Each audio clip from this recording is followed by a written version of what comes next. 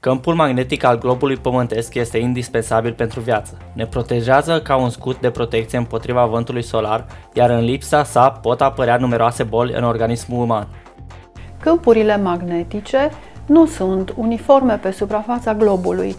Sunt mai tari în anumite zone care sunt vizitate de mai multe secole de oameni dornici să se vindece.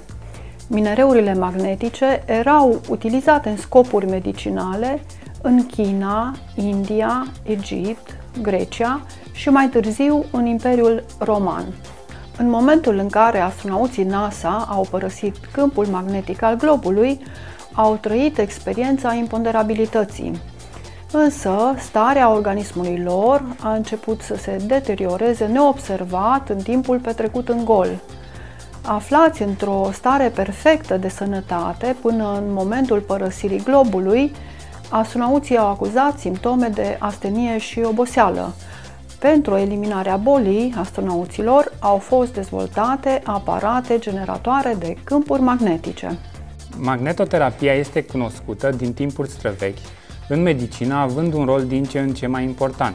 În zilele noastre, cu atât mai mult cu cât câmpul magnetic al Pământului s-a redus datorită civilizației și construcțiilor din beton armat, din acest motiv este recomandat să ne asigurăm ca organismul nostru să fie înconjurat de câmp magnetic și un astfel de instrument să fie utilizat în mod regulat. În această privință, utilizarea unei saltele poate fi benefică. Starea noastră de sănătate poate fi influențată prin diferite câmpuri magnetice în moduri de care am aflat numai în urma cercetărilor ultimilor decenii. Principiul de funcționare a magnetoterapiei pulsate BNM constă în faptul că este creat un câmp magnetic pulsat în întreg corp prin bobinele din saltea, care stimulează organismul nostru în vederea funcționării armonice. În sânge circulă ioni cu încărcare electrică, care sunt indispensabili pentru celule. În momentul îmbolnăvirii, crește rezistența electrică a părții de corp afectate, inflamate. Astfel, această zonă este evitată de ionii aflați în sânge.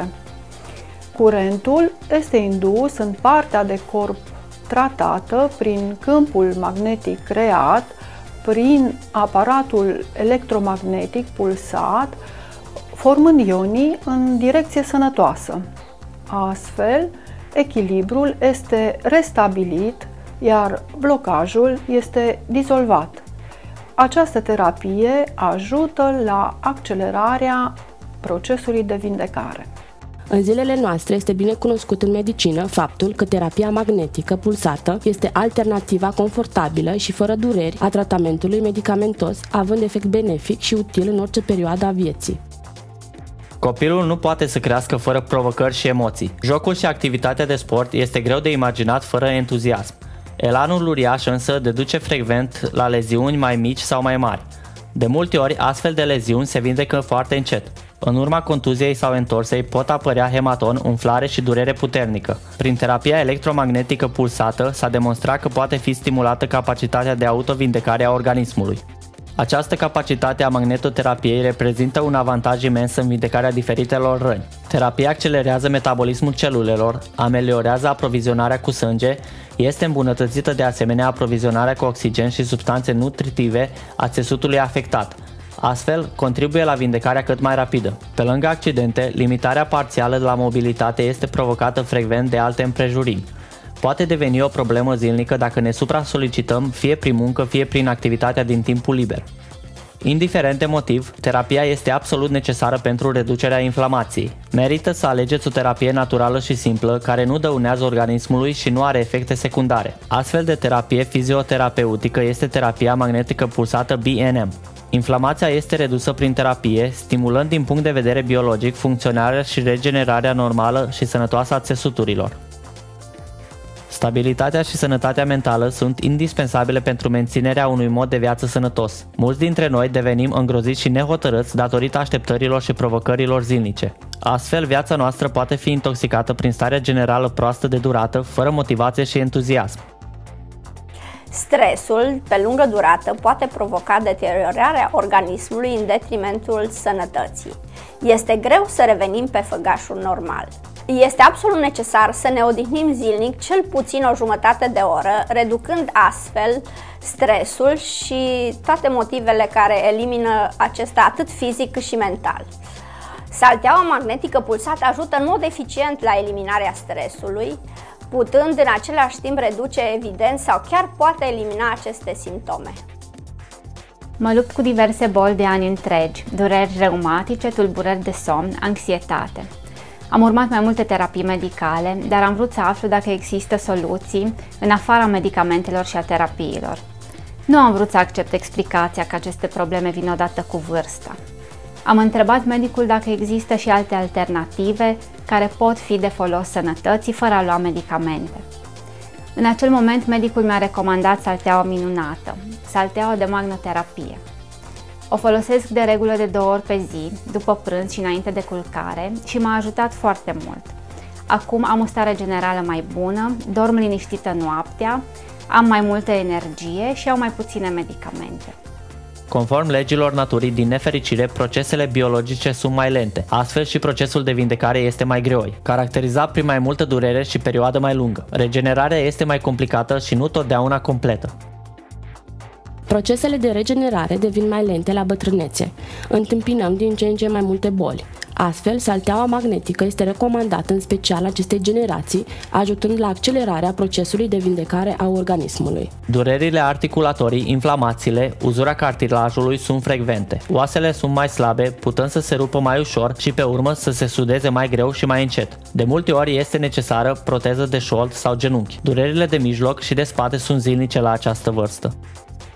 În urmă, cu 6-7 ani, am observat că după o plimbare mai lungă au apărut simptome de febră musculară. Am fost consultat de medic, deoarece nu mi s-a părut normal și într-adevăr s-a constatat că nu este vorba despre febră musculară, ci vasoconstricție.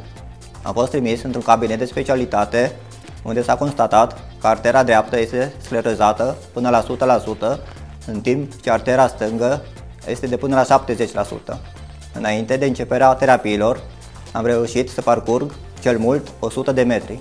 De când folosesc în mod regulat salteaua magnetică pulsată de 2 ori pe zi, simptomele s-au redus și 300-400 de metri nu reprezintă o problemă. Sunt capabil să lucrez în grădină și pot să petrec mai mult timp și mai activ împreună cu familia mea. Terapia magnetică pulsată BNM poate oferi soluții împotriva anomaliilor circulatorii care apar frecvent și la bătrânețe. Terapiile magnetoterapeutice pulsate ajută în mod evident la formări osoase, vindecarea osoasă după fracturi, operații, respectiv reduc riscul osteoporozei. Țesuturile conjunctive și cele de susținere sunt întărite în mod eficient prin această metodă de reabilitare. Reprezintă o terapie alternativă care, pe lângă atenuarea durerii, oferă soluție eficientă în terapia diferitelor boli. În ultima perioadă am trăit mai multe experiențe negative, cu toate că sunt o personalitate pozitivă. Am fost doborât de boala generației noastre și anume infarctul. Medicii au făcut tot posibilul, au observat la timp și pot afirma că mi-am revenit cu ajutorul lor. Jos pălăria. Și mi s-a recomandat o metodă nouă. Să mă plimb și să fac cât mai multă mișcare. Aceasta, din urmă, mi s-a părut dificilă, cu toate că sunt o fire pozitivă. Nu am fost capabil. Cu ocazia unei plimbări de după amiază, l-am întâlnit pe prietenul meu, medic de profesie și vecin, care mi-a recomandat terapia magnetică polară. M-am uitat la el mirat, deoarece nu am auzit de această terapie, însă am zis că nu am nimic de pierdut și am început să o folosesc. Astăzi pot să afirm că mă plimb mult mai ușor, îmi place să mă aflu în aer liber cu nepoții și pot să declar că a fost utilă în fiecare domeniu al vieții. Prin urmare, recomand această terapie tuturor cu cea mai mare plăcere. Aparatură medicală cu certificat de calitate conform directivei Uniunii Europene.